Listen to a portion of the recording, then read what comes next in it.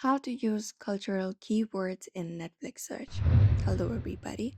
If you would like to effectively use the cultural words in Netflix searches, you may use up this leverage Netflix general codes. So, what you may do is in the URL section, you may just go ahead and type in netflix.com and then type in slash. After that, type in browse. And once you type in browse, you're going to type in slash general, and once you type in that, you will be taken to this website. So what you need to do is you need to use hidden gender codes. So Netflix had a database of gender codes, each representing a specific category. For example, for Korean movies it is 5685, and for Spanish movies it is 58741. You can directly look out for this code within any of the browsers, search for the database for specific category and search it.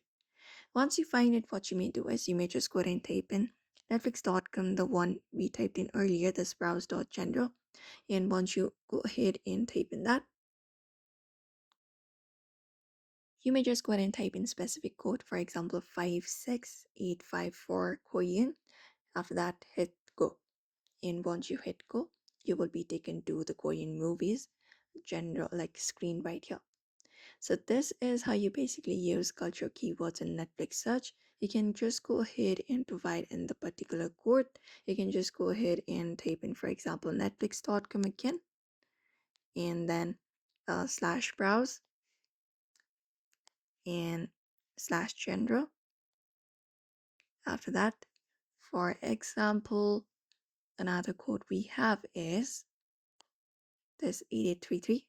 Look out for that, and it should take you to netflix.com browser page again. And that's it. So therefore, you may follow up this method if you would like to use cultural keywords in Netflix search. So I hope this video was helpful. Give it a thumbs up and subscribe for more tips and tutorials.